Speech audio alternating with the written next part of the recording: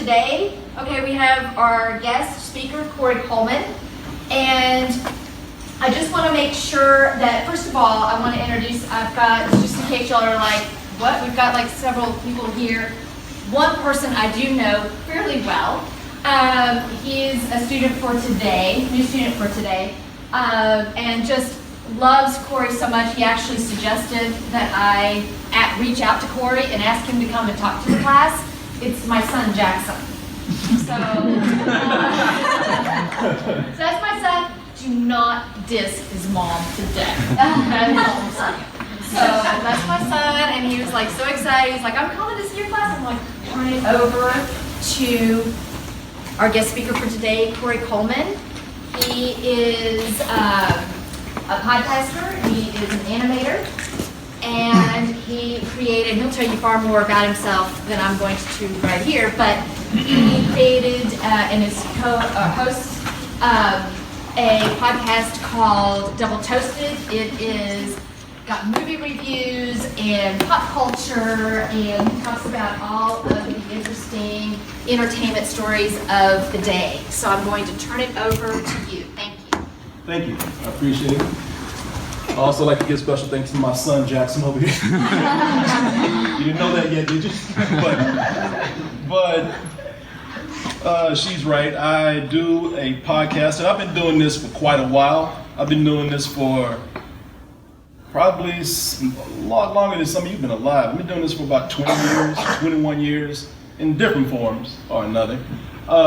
And this is one thing we didn't work out before. Do we have internet here? Oh, yes. We do? So, because I'm going to show you some things in a little while. Before I get started though, let me just ask everyone, is there anyone in here who might be sensitive to language or sensitive material? Anybody? I'm giving you a chance. Don't come after you at the end of the lecture telling me I'll ruin your life or something. Because I want to show you some clips to prove my points here, which is, I believe you have me here today to talk about cultivating a community specifically, right? Right. And cultivating a community these days is a very important part of a lot of media that's out there, especially with podcasting. And when we say podcasting, we're talking about a lot of content, a lot of material. We're talking about YouTube.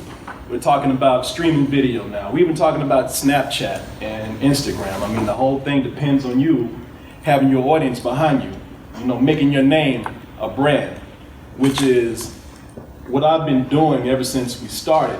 And that's just part of who I am. I'm going to get into that in a little bit, how your personality has a lot to do with that. And what I'm about to tell you also is it's not a rule that's written in stone. These are things that have worked for me. I kind of have these things phrased in a way where I'm making them sound like they're definites, but they're not.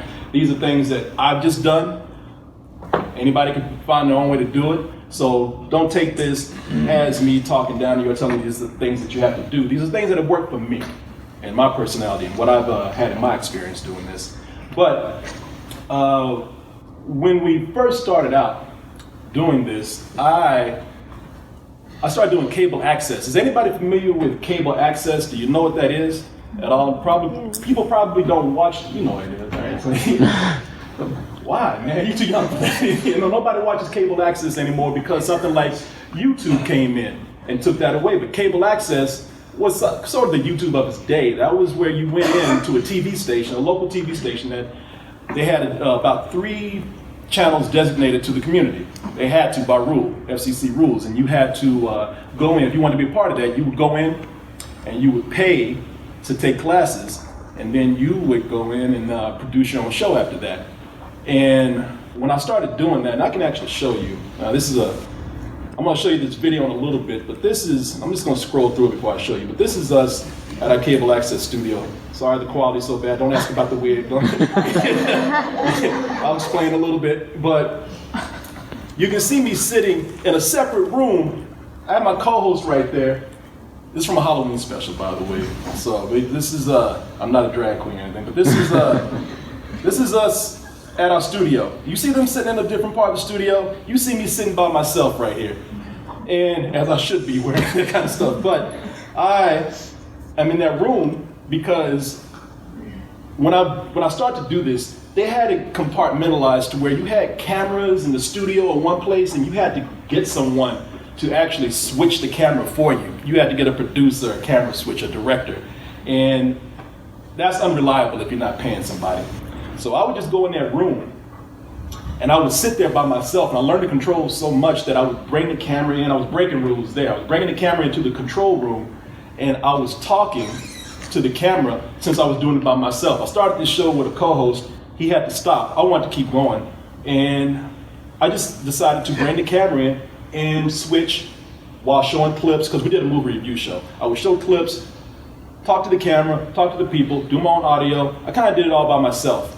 And what that did was it allowed me, now that'll bring me to my first point right here about cultivating a community. At the time, I didn't really even know I was doing it. I just had to do it out of necessity. But bringing that camera in and focusing just on me and having pretty much knowing that there's an audience watching, I had to address that camera. So I would talk to the audience, as you can see right there. I would break that wall. You know, a lot of people, they want to put on shows where there's a co-host there and they kind of keep the illusion of them talking to themselves. Today, in today's media space, the way things are going right now, I think that being able to break that wall and talk to people, as I say, enter their homes or enter their space is important. But what we do, we have so many people who tell us, they say, man, you know, they come up to me and they tell me things like, man, I feel like I've known you all my life. You're the brother I never had. These days, you're the dad I never had, you know. I'm waiting for that dude to come up and say, you are my dad. But, you know, they come in, they say, I feel like when I watch your shows, or listen to you guys, I feel like I'm hanging out with you. I feel like you're in the room hanging out with me. I feel like I'm right there next to you. And that is an important thing to do. I mean, even when I wasn't addressing the camera, just having that space right there, being able to look at the camera every now and then, it gave the illusion that I was talking to somebody. These guys right there, I'm looking at the camera because I'm addressing them. At the time, I even realized that I was addressing an audience. This is cable access, as I said. This is from a videotape from years ago, so the quality is really bad. But if you notice, I am sitting there during this skit. For Halloween, we did a thing where zombies came in and attacked the studio and whatnot. We used to do a lot of stupid stuff like that back in the day. But you'll notice that I'm talking to them. But to do that, sometimes, occasionally, I will look at the camera. So, I wish Brian was the horror. Yeah, me too, because I really want to see some clips from that. Well, you know what? It's coming out this weekend, isn't it? Look, here's the thing. Let me go ahead and check the security camera right here. Because maybe, I don't know, let me see, which button is that? Remember where it is? No. You want to go in there and help you? No. Real quick before I go. And here's the button for the security camera right here. I'm gonna check and see if Brian's on his way back in. He probably out there smoking or something. I don't know, he's probably not doing anything. Well, I'm looking at the security camera right now. I'm looking for Brian, but Brian ain't out there. Wait, did he take off, man? No, look at the TV. Look at these people coming here. What the hell is this? What's that? I don't know. Bunch of drunk fools? What's up? What is that? They look stoned out of their minds. Look at them. They do, man. That's something weird. I mean, that's really, I don't know. What are they here for? Hey, look at this one guy right here. This guy's so. You can see as I'm talking about looking at the camera, I'm still looking at the camera. Now this man, he can't even walk. You know, it must be like they're doing an alcoholic anonymous show here. So they got some guests coming on. Maybe Trippin' Austin's on there right now. I don't know about that. I don't know. Well, anyway, as long as they don't like bother us, then it's okay. I know, man. Yeah, okay. So anyway, a Halloween extravaganza. Brian's not here. I know, man. We're trying to do the big show of the year. Wait a minute, y'all can't really see this, but they're coming down the hallway right here. What's going on? They're coming to our studio, and I don't know what they want. I don't think. Well, maybe we're trying to do a show. I don't know who invited them. Come on, maybe they're going to like an editing bay or something. I don't know. Don't worry about it. But why do these have to go on right now? Wait, hold on. Wait, What's going on? Don't. Hey, we're doing a live show. Hey, man, we're trying to do a show. Don't do it like that. Hey, come here. Hey, Clark, you're doing something, man. What's going on?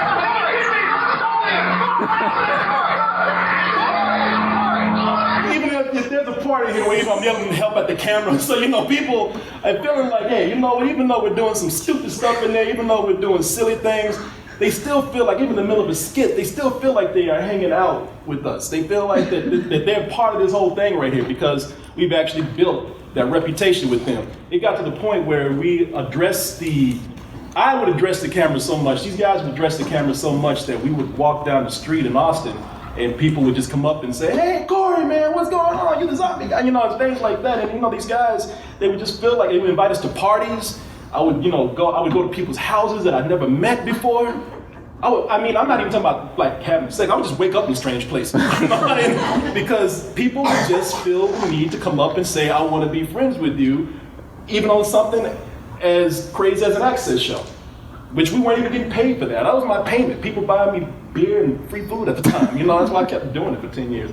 But with what we do today on our website, and I don't know if I'll be able to pull it up. You guys got computers. If you want to see it, it's called doubletoasted.com. Now what we do today is sort of coming 20 years later, sort of coming full circle to what we did back then. One of the things that I've noticed is that out of all the things that we had done over the years, YouTube came and we had apps that came in, we had Facebook and all these other things that appeared that weren't around when I started doing this.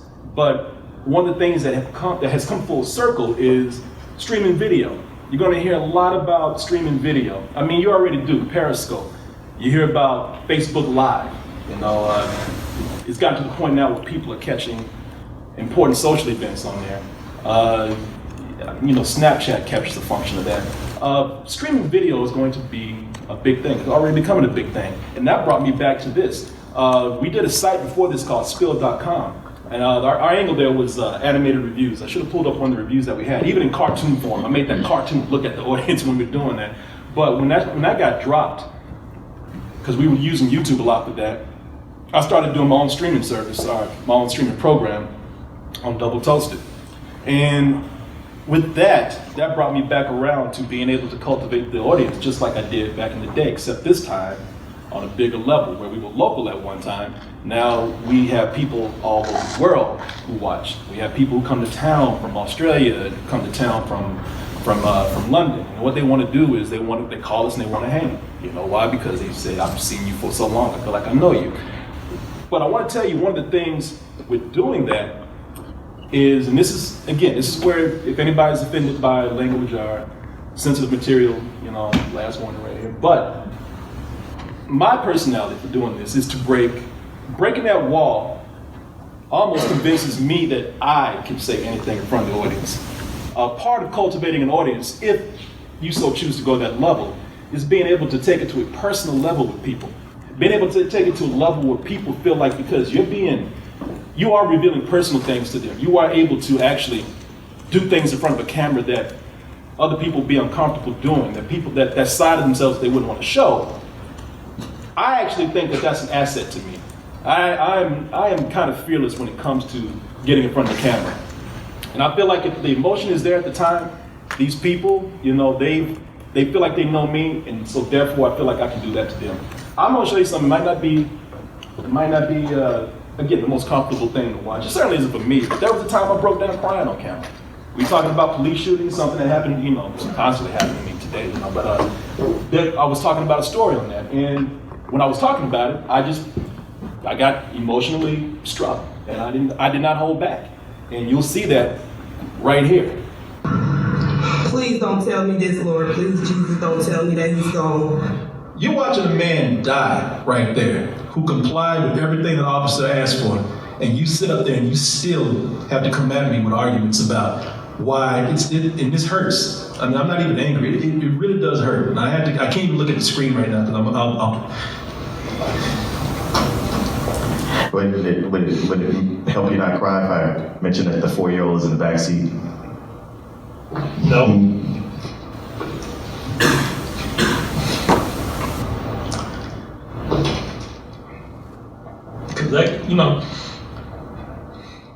Yeah, but it's... Now, a lot of people want to do that in front of the camera. They wouldn't want to cry, they wouldn't want to show that, but with me doing that, and that's real, that's not anything I'm thinking about. But I realize that when I do that, people think of me as someone who connects with them, as someone who feels open enough to cry in front of them, to say things in front of them, to reveal things in front of them that normal people, they wouldn't do under certain circumstances. That right there is one of the benefits of being able to do what we do. I mean, that's taking it back to the days where when television was around, they were doing live television. You know, things were right there on the spot. A lot of people don't realize that back in the late 50s and 60s. You know, you had a moment where you had to get it right, or you had a moment to reveal something. And this is way before social media came about. And it was an asset to people back then, and it's an asset to us right now. Again, not everybody has to do that, but we do it, and people feel like they take it further than community. They use words like friendship. They use words like family. You know, I mean, it's when you do that in front of people, they feel a bond with you, and you're going to notice that when we say cultivate, the emphasis, and I mean this in the best sense of the word, cult. I mean, you have people who will fight for you. There's a guy who gets on every week. We have a chat room. There's a guy who gets on not every week, every day, every time we have a stream, a show. This guy gets on, and he is on me all the time. I mean, I'm on there like, look at this asshole. You know, look at this dumbass right here. And the moment somebody else comes in and says something about me, they're like, you better leave them alone. You know, I can talk about him, but you can't. You know, I'm his possession. You know, that's that kind of bond that this person has. You know, it's that kind of show where we're there for entertainment, but at the same time, it's sort of reality television. We have moments where they're memorable moments for the people who watch. They're that moments of, do you remember when? We'll get caught up in something, and no one will know that that's going to happen. We had one of our cast members, another Korey on there, Korey Coleman, he's the guy with the beard. On one particular show, he didn't have this plan. I knew this about him for a while, but he didn't have this plan. He decided to reveal something about himself just because somebody asked a question about sexuality, and he felt like, all right, this is the moment that I can contribute. And nobody, well, I did, but everybody in the room didn't know this about him. Without that. Yeah, here's two things that I'd like to do. If somebody who's actually watching right now can email me with their number and maybe talk to this guy, if we can have you both on. Man, I'll do you one better. All right, so I came out to my mom as bi, and the majority of the time she was like, I told What's her. the way this dude just froze right in the guy next to him? He hardly ever does that. You know, he's never at a loss for words, right? You can just see the shock on his face right now. Mark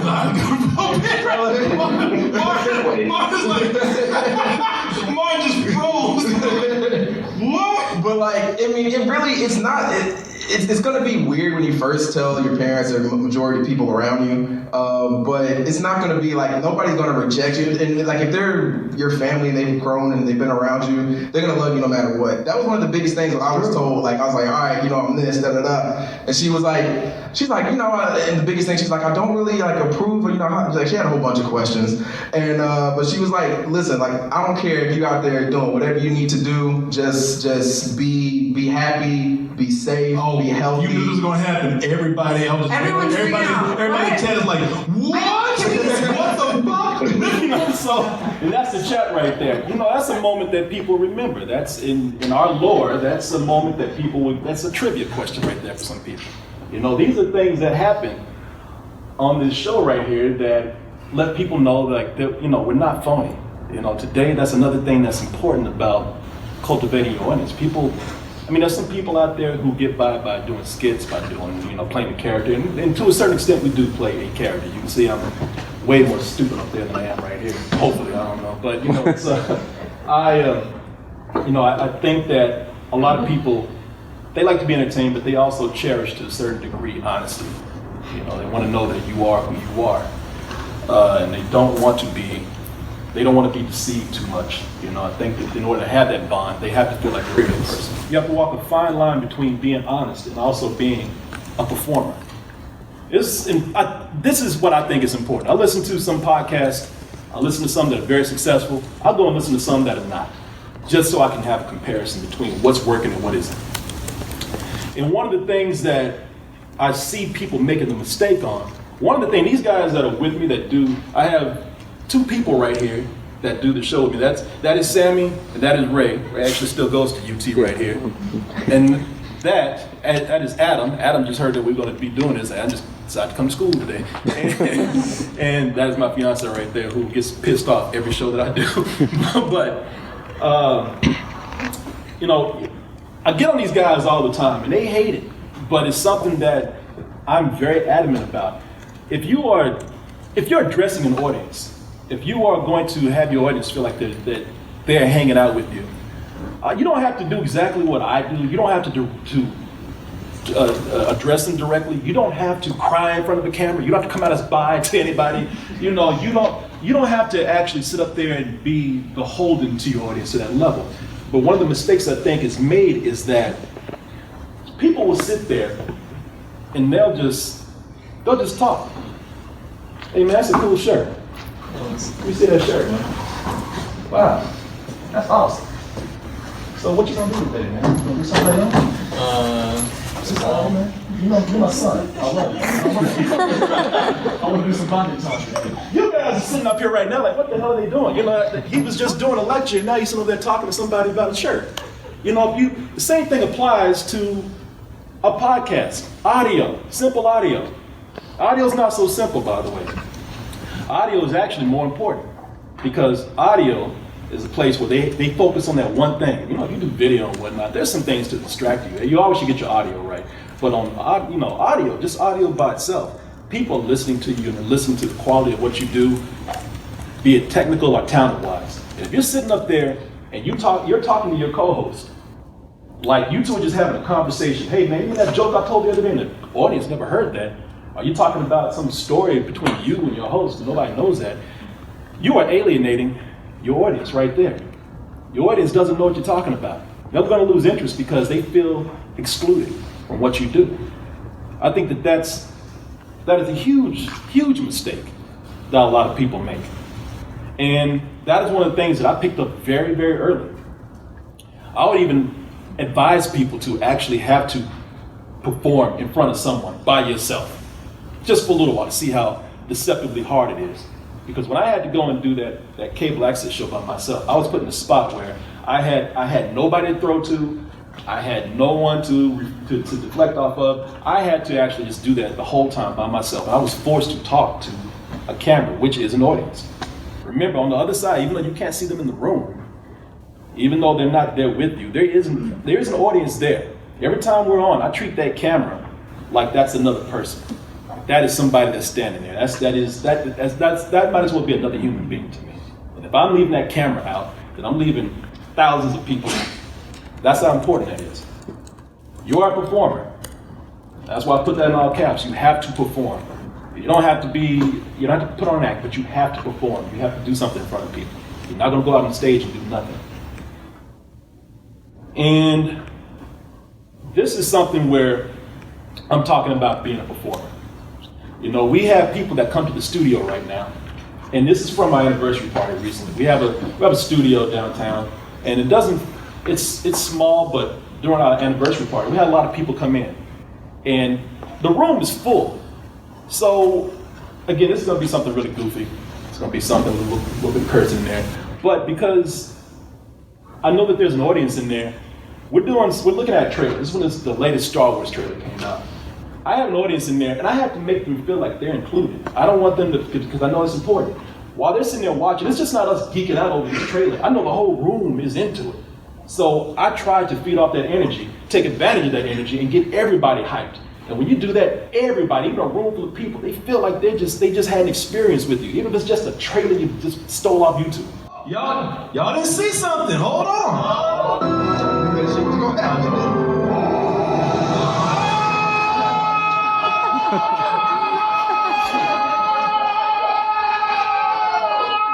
I really hate you right now.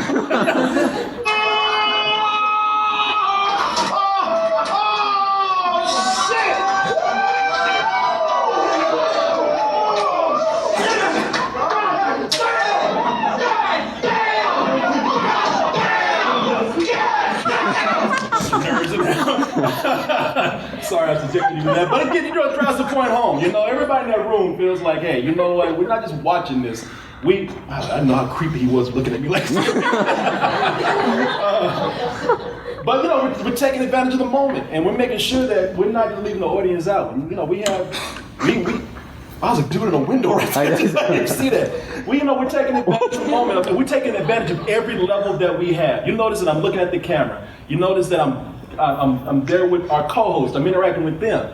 I'm interacting with the audience that we have there. There are so many levels that you have to notice, and you should take advantage of them. That is why we have these parties, so people come down and they can interact with us personally, and they'll go back and say, "Wow, I actually met that person. I really." And the best thing that they can say about you is they're cooler than they are in person. I mean, I'm kind of an ass on camera, but when people meet me, they're like, "Yeah, he's actually kind of chill when you hang out with him." So that brings me to point number 3 right here. Use your audience. Make them a part of your content. Make them feel special. That doesn't always mean, having people come to a room and you're geeking out over a nerdy trailer. That means that you can do things like have trivia in a podcast, Q&A. We do call-ins. We dedicate a whole show to people calling in. People actually send us their questions on video. We have different levels of interaction that people can have with us. When you do that, you're making them you're not only bonding with them, but you're making them part of your content.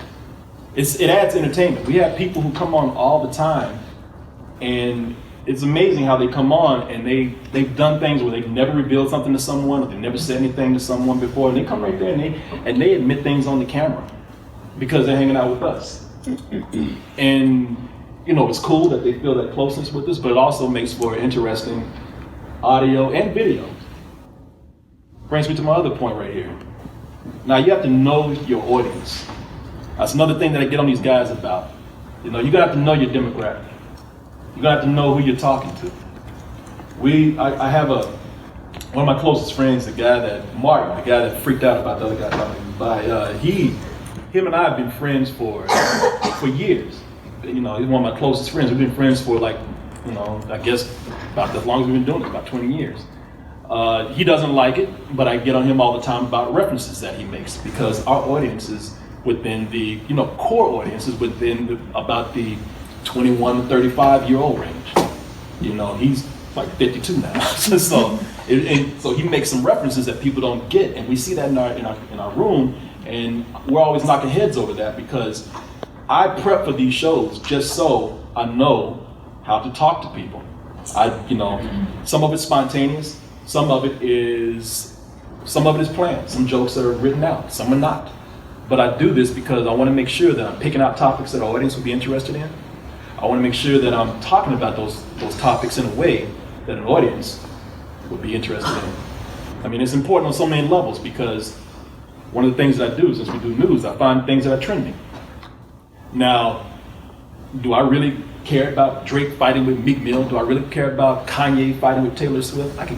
No, I don't, not at all.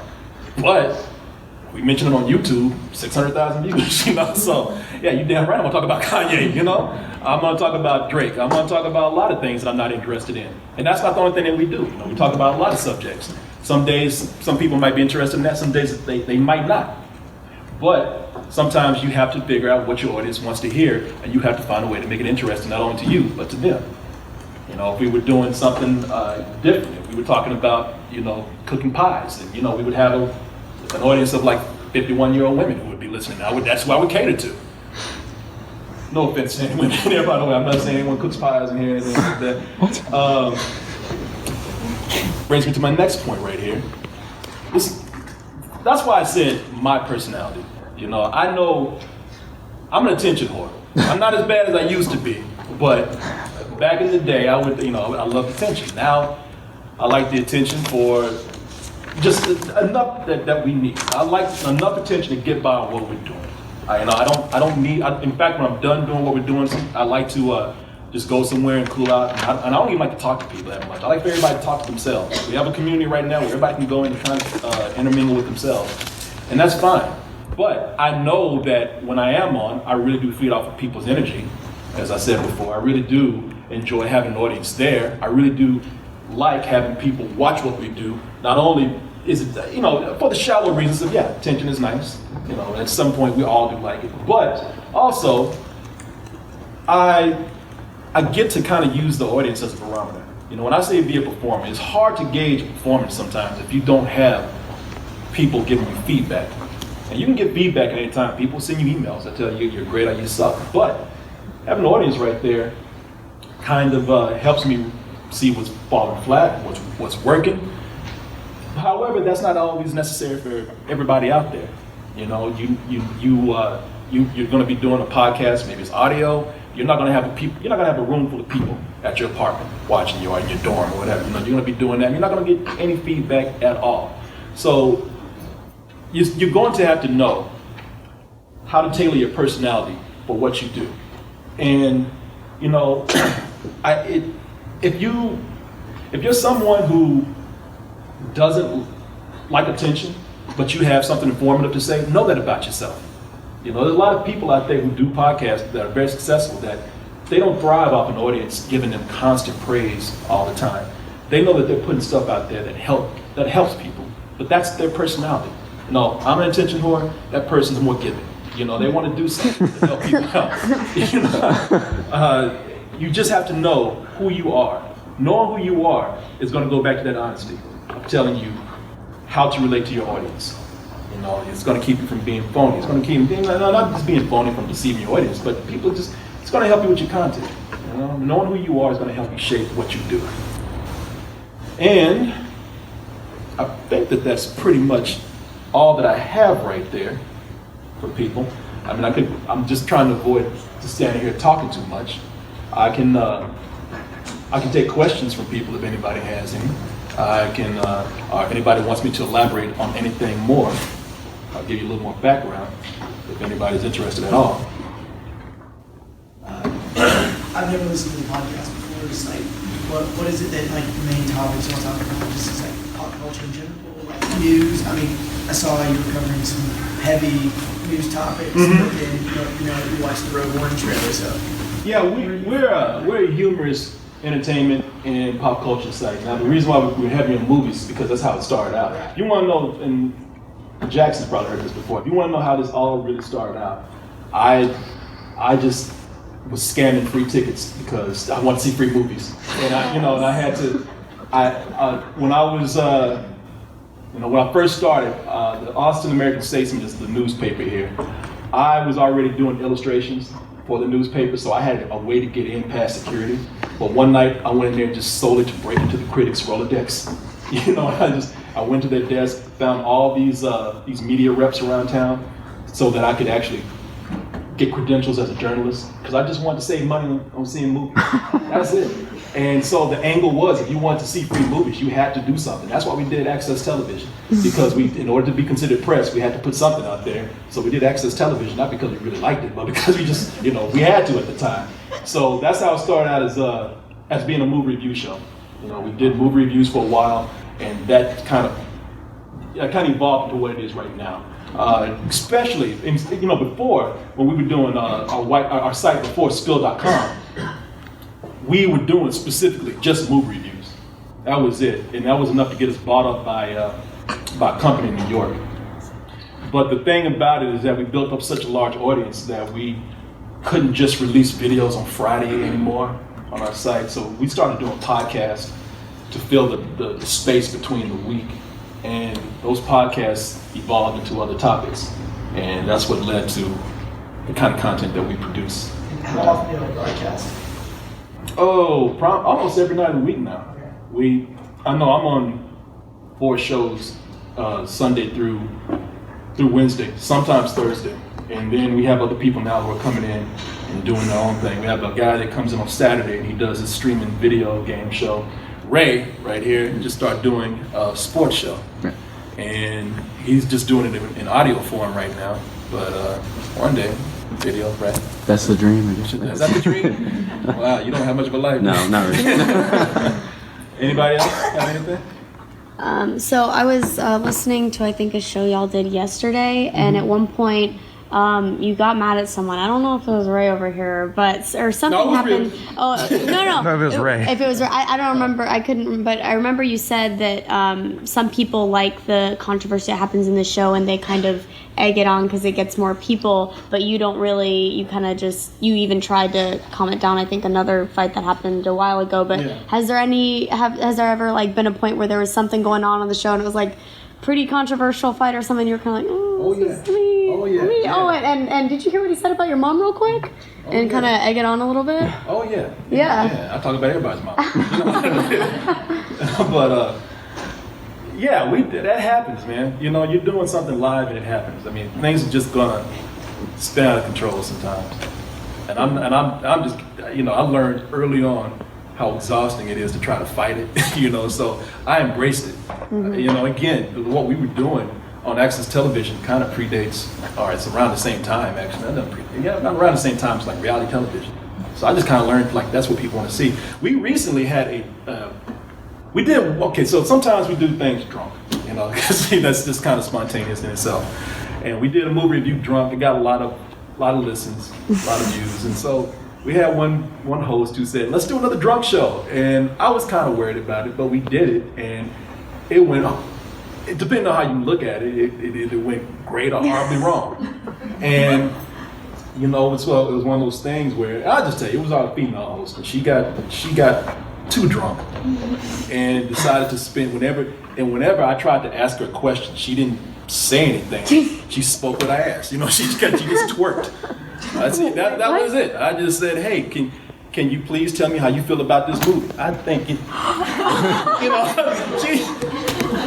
and on air, I just broke down. I couldn't help it. I was drunk too, so I sobered up very quickly. But I just said, you know, you want to do this. You have absolutely nothing to say at the moment. You are horrible right now. You know, then she broke down and started crying. Oh no! And I told her, I don't care if you're crying. You know, I just, you know, it's and then the people, and then we streamed it for people. And so for those who saw it, they were like, oh my God, you should have seen the drunk show. It was crazy. And the people were like, man, I couldn't get home in time. Or I'm in London. I couldn't watch it. I was asleep. I got to go work. And it became this notorious thing that people just said, you have to watch this. And, you know, at some point you have to put it out there. And because I held it back for a long time, it became so in demand that it was one of my most watched things at that moment that I released it. You know, you don't want those things to happen all the time, but when they do, you kind of find the best way to go with it. Now, I know people like to see me have meltdowns on camera sometimes, so I just did it. I melted down, and people were, you know, some of the people like, it was unwatchable. I watched all of it, you know, and so, that's just how it is sometimes. I mean, you have to learn to embrace things, you know. Got a lot of boys on your desktop, by the way. You saw it? Yeah, I saw that. Okay, you know, I will say, if I was probably like a guy and I had a lot of girls on there, you might have just been like, hey, she's pretty cute, right? No, I was looking at it, I was like, hey, that guy's pretty cute. Oh, well, see, then there you go, yeah. Ryan Gosling is my man crush. Right? Yeah. I just have him in the corner. Well, I mean, I put on what I wanted to look at, so that's what I wanted to look at. Controversy. Yeah. See how that works? Yeah, young female views. Yeah, exactly. Add that more into the show. Yeah. See, all we needed was a camera right here. Yeah, there you go. Like a perfect host, by the way. Thank you very much. I appreciate that.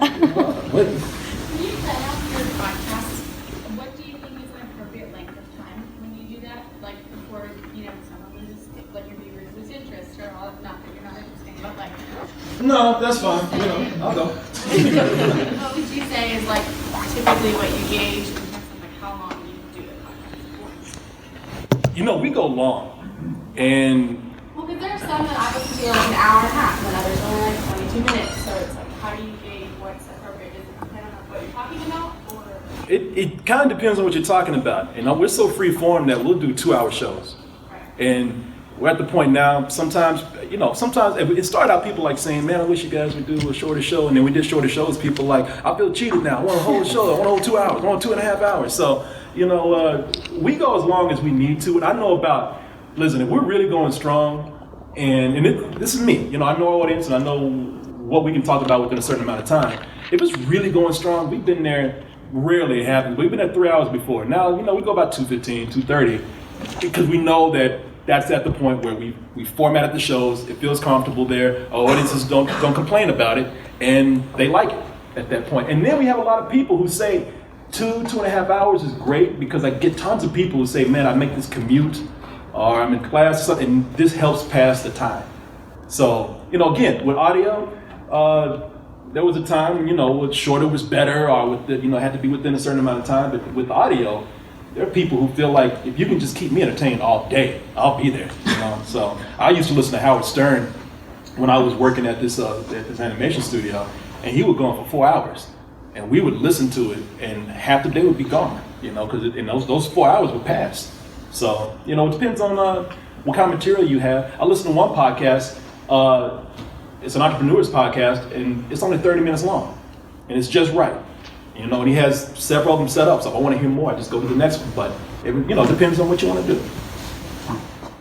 What's the weirdest things when you commented during the live stream, or you said that you can comment while y'all are doing stuff? Has anybody ever said anything really strange that stuck out to you? Man, there's so many weird things. I don't know what sticks out. Infinite Mega. I'll get weird things that happen. That is normal now. Things that would offend people, I'm just, okay. Like my dad died a few years ago, but somebody found this picture online, and then they put in the chat room, Papa Coleman's watching you, Corey. A lot of people be like, what are you looking at my dad for? And I'm just kind of like, oh, that's our audience, So, I think, I don't know, what is the weirdest thing? You think of anything? Infinite Mega, every day. Oh my God, yeah, I can't, Again, it happens so much that is normal now, and I can't even show you the things that this guy says. But there's a guy who every day that we do a show, he's writing this narrative out where I'm not Korey Coleman, I'm Korey Coleman. WHOREY. These two guys, they're my Mexican sex slaves, and I have anal sex with them every day, before the show. Every day. Every day. It is, But that's what we said. We're going to make a book of it. We're going to make a book and have we have some really talented artists and we're going to have them illustrate some of these things. This guy, he gets lost in his own story. They start as sentences, and sometimes they are, but then he'll just start almost talking to himself. He's like, Korey Coleman's two Mexican sex slaves. They did him all the time. Oh yeah, and then he went on. He's like, and why would they not? His homo sorcery is strong. It's like, almost like I'm a gay wizard.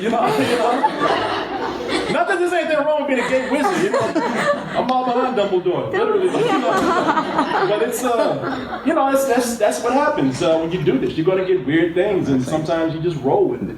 And this guy, and again, that guy is there. Hey, if he wants to spend his time doing it every day, I'm not gonna stop him. I'll be Korey Coleman for him to the sunrise. What social media outlet would be most effective as far as in your for your show to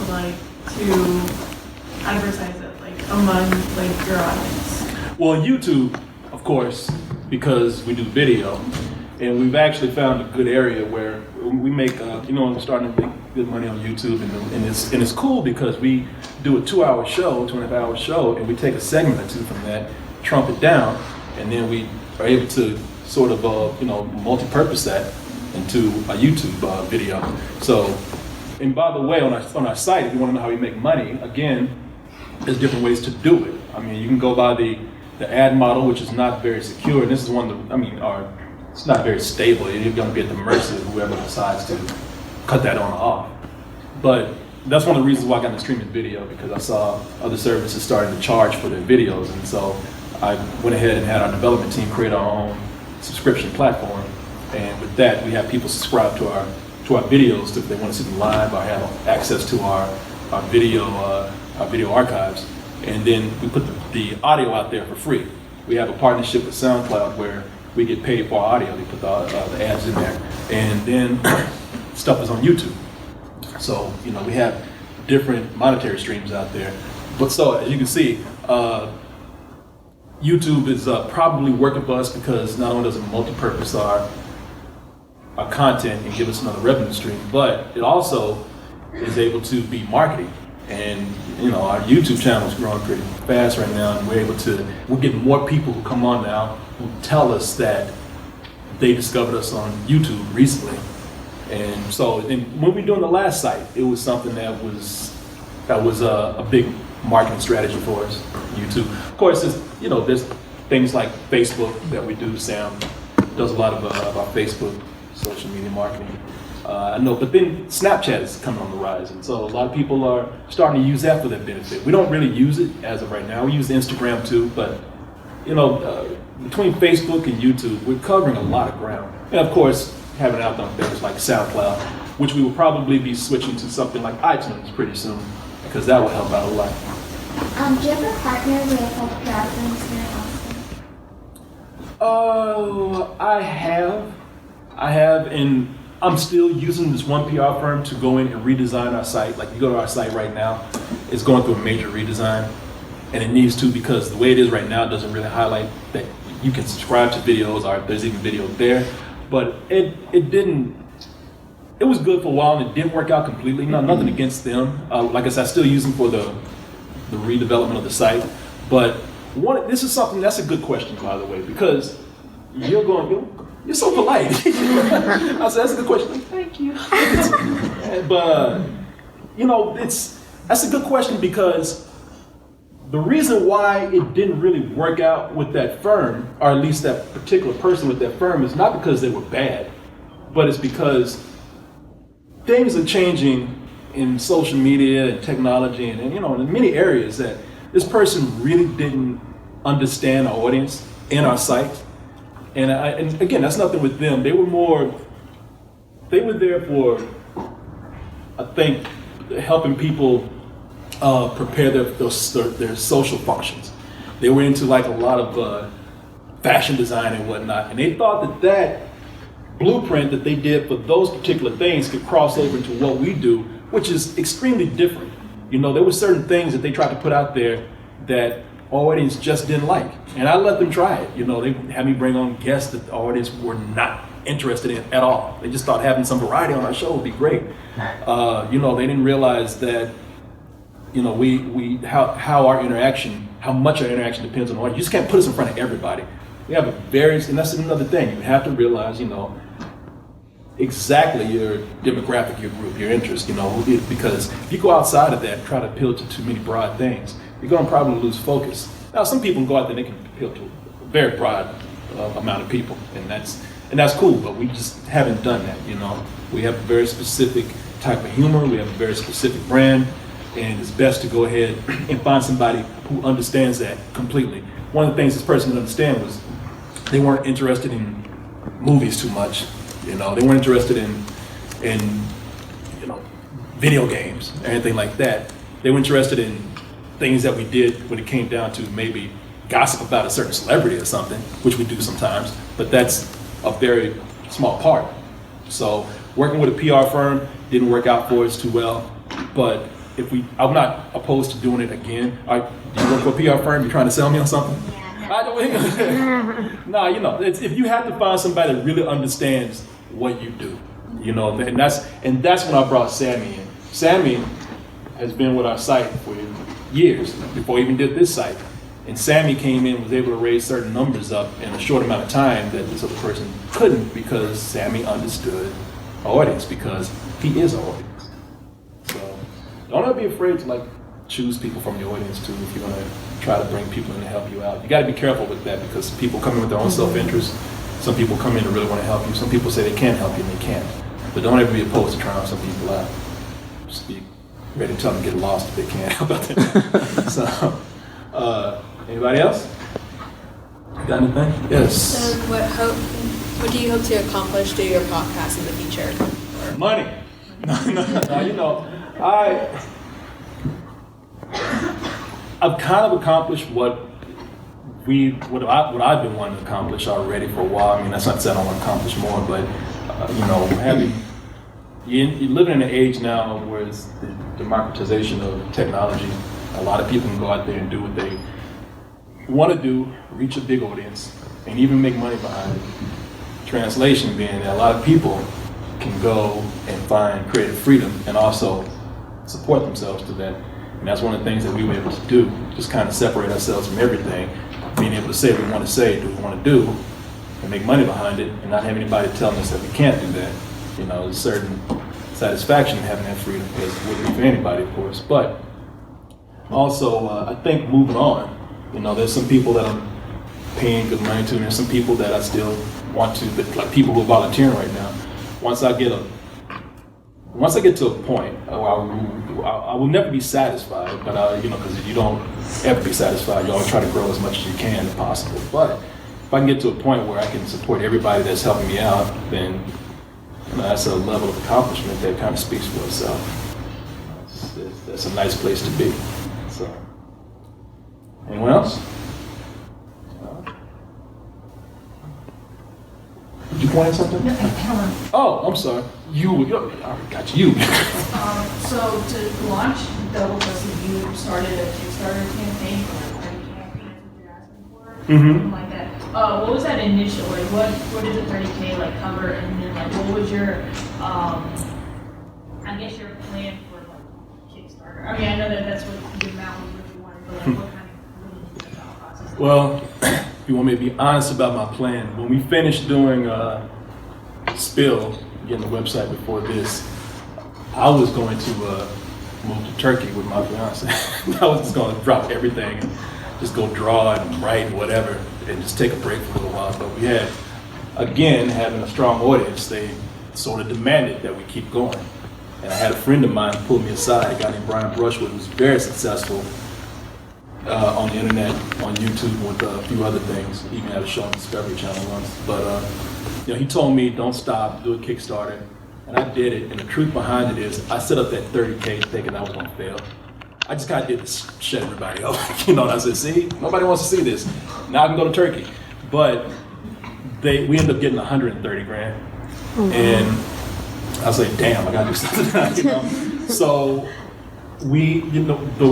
I kind of had it planned out. When I saw the money coming in and saw the potential that I could reach, near the end of that, I said, all right, let me start budgeting to see what this could get me and what we need to do. And the first thing that I did was I said, well, before I even spend a cent of this money on anything, let me see if we can make immediate profit. And that's why I decided to do the streaming subscription model. And that's what it was. I mean, it was going in and figuring out, all right, what exactly is the technology that's going to be behind it? How much is it going to, because whatever you plan on doing, it's going to dictate how you build your site. I mean, if we just did audio, that might just cost $300. That's fine. Turns out that we built a site that costs like 30 grand, because we had all these modules that were customized for us. And going in and knowing how much you have to spend on building your site, how much you're going to end up having to, if it's successful, how much you're going to end up having to pay people to help you out, how much you're going to have to put in there for maintenance. For what we do, there's a ton of streaming videos, so there's bandwidth that you have to pay for. All these things need to be figured out.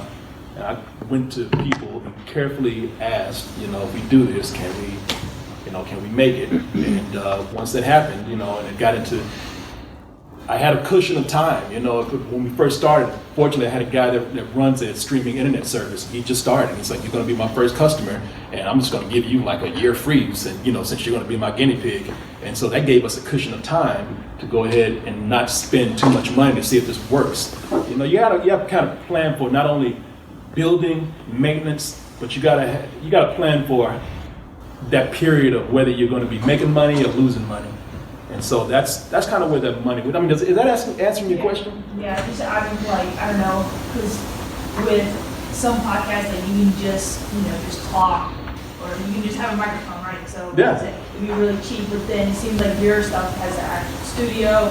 I don't know whether you built that out, or did you just decide initially that you were going to have that studio and do it with all that technology? So I was just kind of seeing with that 30K kind of.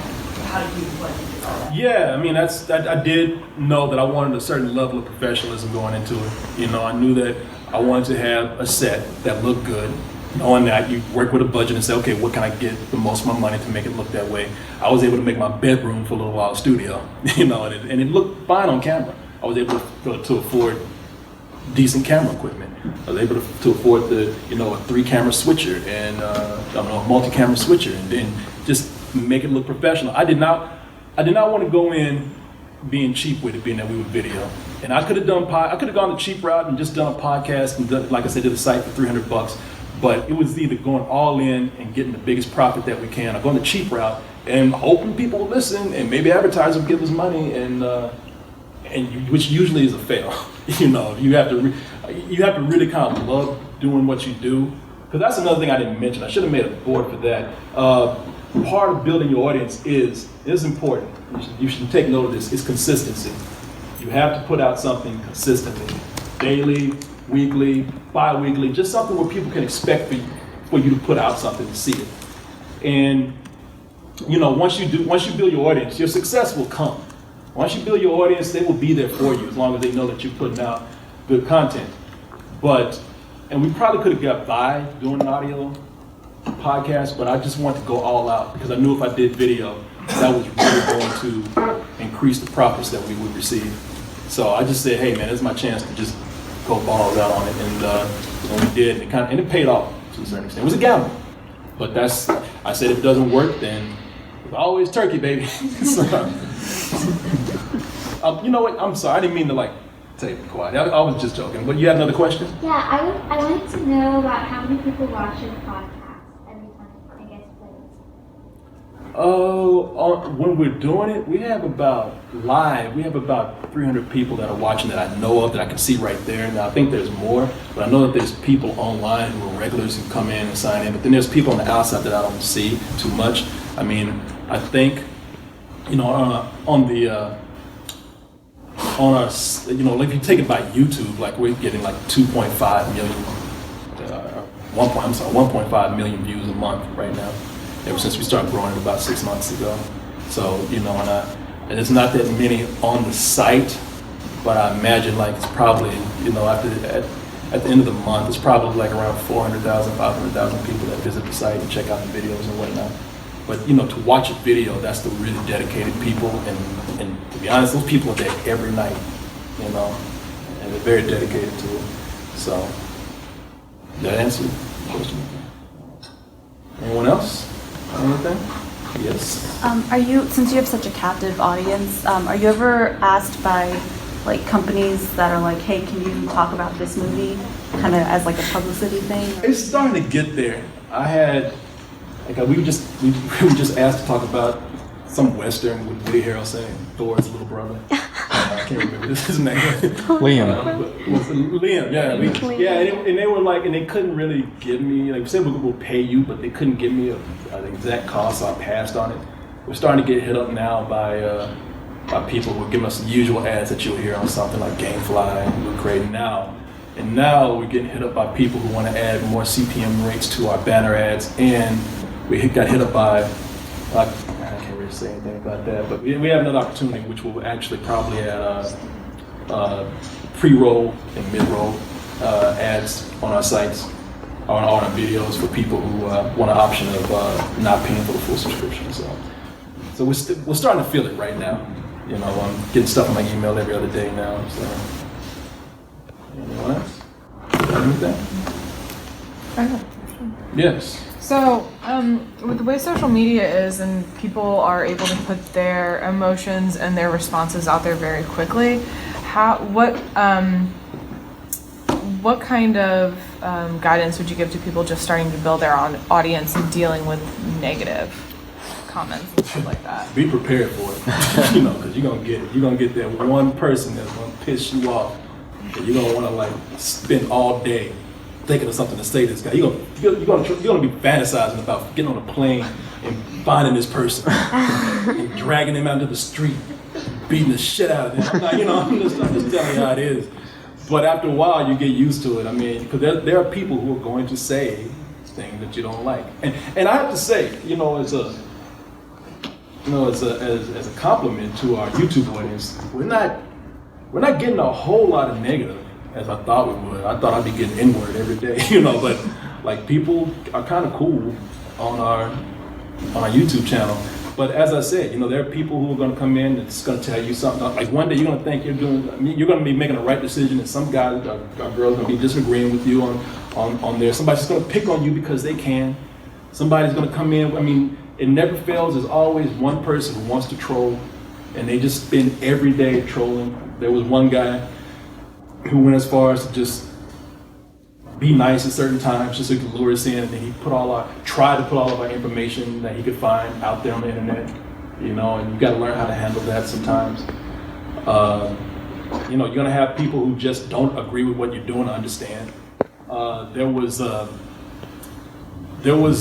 just recently, just yesterday, there was a video that we did about 50 Cent, who was making fun of this teenage janitor at an airport, following with a camera, and he was saying some really like mean things to him. I mean, he didn't understand the full situation with the guy, but there's no excuse. Has anybody seen this video? By the way, of 50 Cent, he's not my video, but 50 Cent out there. If you haven't, 50 Cent just was following this guy, and the guy was just kind of walking in a daze, like he was just like, man, look at the kids today. This guy high as hell, and you know, the guy was just walking and shaking his head, like, man, what's wrong with you? And turns out the kid had autism, and you know, he was working a job, trying to get by, and here's this guy, this celebrity, bullying him.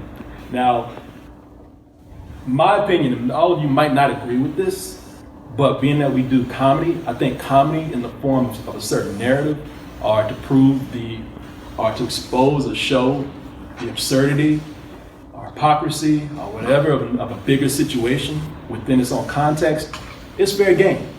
I mean, we've done this with everyone, and it never fails here either that we'll get somebody who says that, man, I listen to all your stuff. You funny, you talk about this and that, and then one day they'll say, man, that wasn't cool what you said about Asians. You know, that's like, you listen to everything else that we've said, and you were cool with that. Now that it touches home with you, this mother from Australia, she got mad. She, you know, because in the video, I said the guy was going to get a lot of money, and we defended this guy for the whole video. But again, you know, and by the way, I don't know what this is about the site, but we have a lot of Asperger's and autistic people who come to the site, and we see them at our parties, and they come by, they thank us, and they shake our hands, they say they feel like they know us just like anybody else, and they also seem to know that, hey, you know what, we stick up for anybody. But because in that particular video, I decided to make a joke where I said, you know, I said this kid's gonna get a lot of money, 50 Cent's gonna pay him off. I said, yeah, anybody give me a lot of money, I'll be autistic too. And I'm like, I don't know. And she looked at that, and she emailed me, and she said, I'm horrified that you did this. Horrified. And she says, I have a son that is autistic, and you're just bullying him and adding to the social ignorance of autism. My son, he does stop motion, he paints, he draws, he's a normal kid, you know, and I had to email her back, and I said, well, that's cool and everything, and I understand you being a mother coming at me like this. I mean, you're being defensive and protecting your child, and that's cool and that's fine.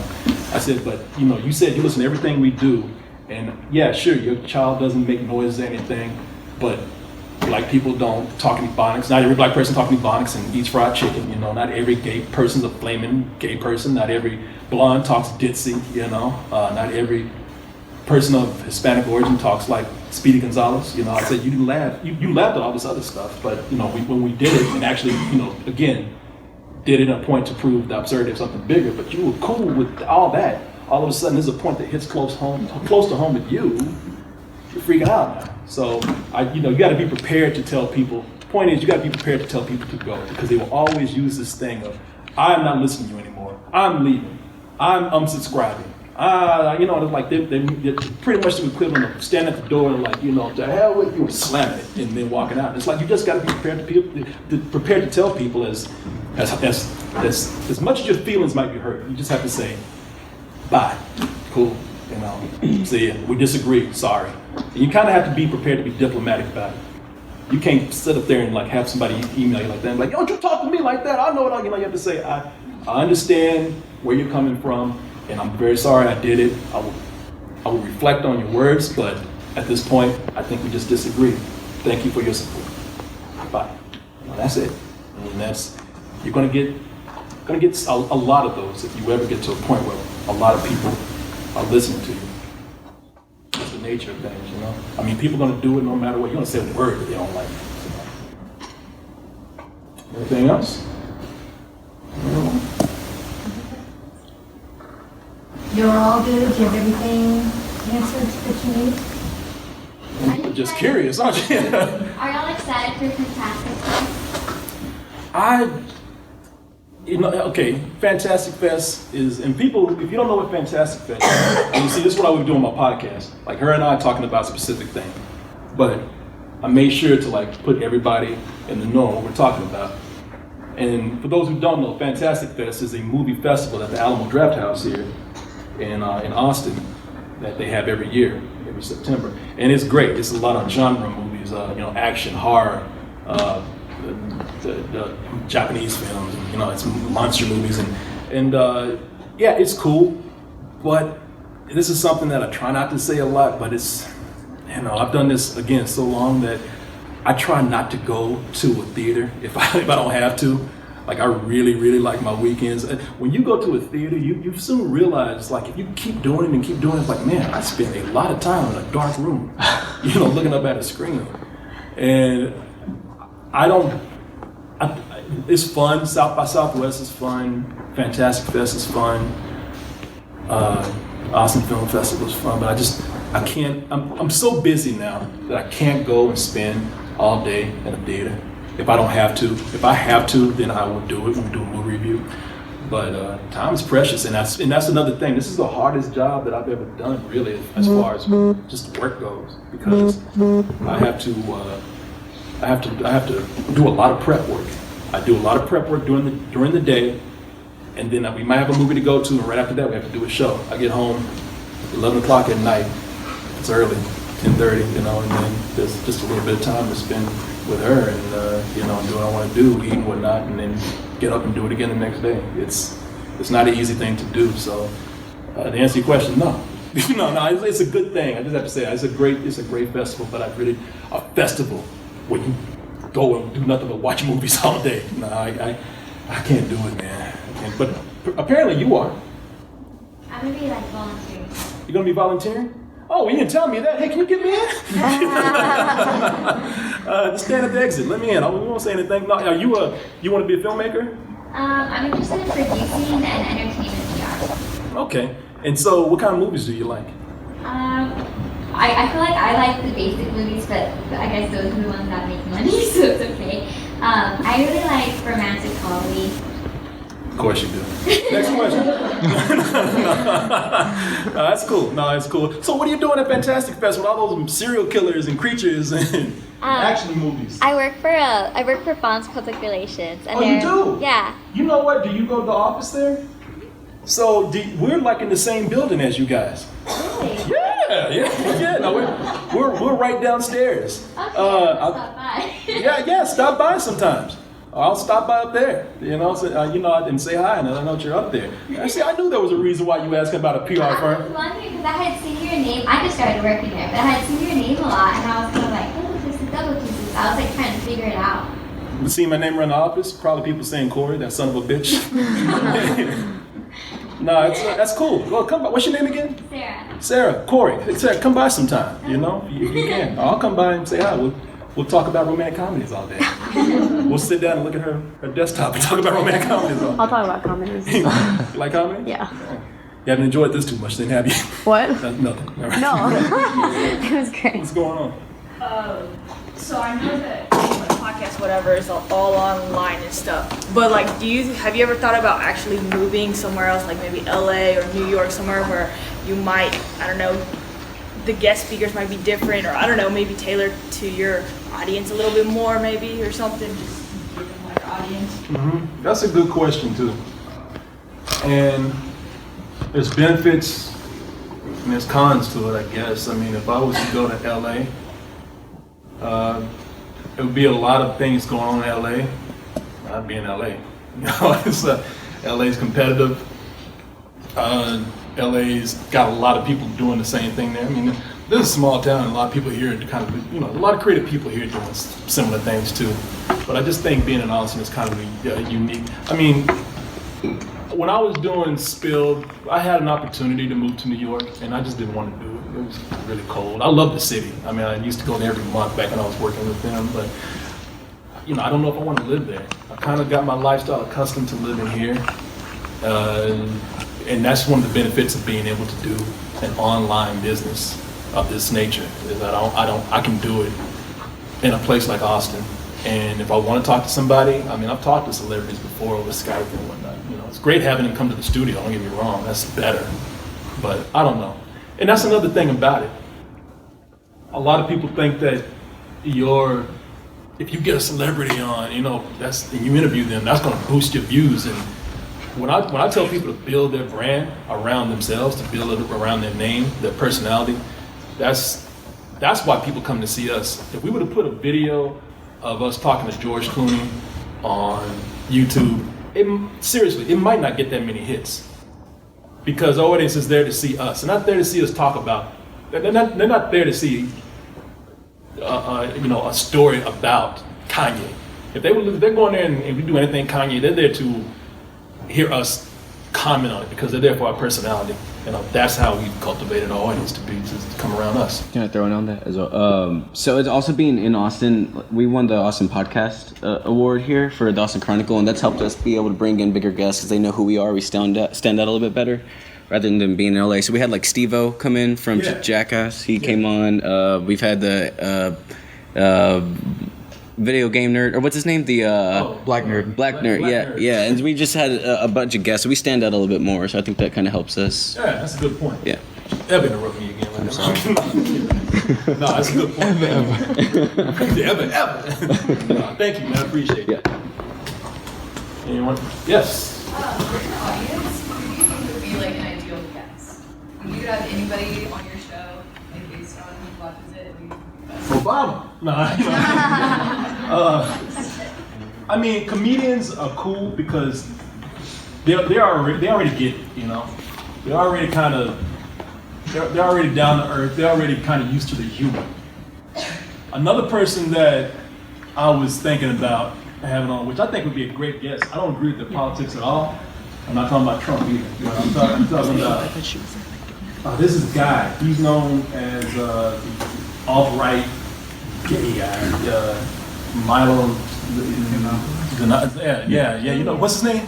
Milo Yiannopoulos. Yiannopoulos. That. You just like, wow. Let's see how you feel, man. You didn't hear me like fuck him. But I'll tell you why I would have him on. Because I think that we would have a great debate without going to any place mean. Because I see that guy as being somebody who's not really into the politics that he says that he's in. I think he's a guy that does it for attention. And I think that unlike somebody like Rush Limbaugh, who is there just to fully just exploit a certain audience and make money, this guy is all about, like I said, he's an attention whore. He's all about coming in, talking as crazy as he can. I mean, we do the same thing, maybe in a different way, but we do the same thing. And I think that him and I get in there and have some great and at some point it might get into some really heavy conflict. But I think that we could have some really great conversation that's, just unhinged, uncensored, and just really two big personalities talking about, these issues that people are afraid to talk about in certain ways that he would. And if you don't know the guy, he's a troll. He's gone on and led groups of people to go in and say the most sexist, the most racist things to people. He's the guy that chased Leslie Jones, the chick from Ghostbusters. He's the one that had his minions chase her off. He's the one that goes in and talks about how, he doesn't believe. He thinks that women should be a certain weight, women should be a certain look, and if you don't agree with that, you're a liar. They should abide to this one thing. He thinks society is shallow. I don't think this guy believes any of it. I think this guy, was abused at one time, and instead of coming in and having empathy for other people, he was a guy that came out and just kind of lashed out at everyone. You might not agree with him, but I think that that's great television. I think that's great radio, arts, video, and audio. So those are the people that get it the most. I mean, we've had some people come on and they just want to plug something, and that's bad. Again, you have to know what people will work with you. So. Anyone else? Have anything? No? Sure? Going once? Going twice? The hell with you, we're out. Okay, that's it. Then, Korey, thank you so much.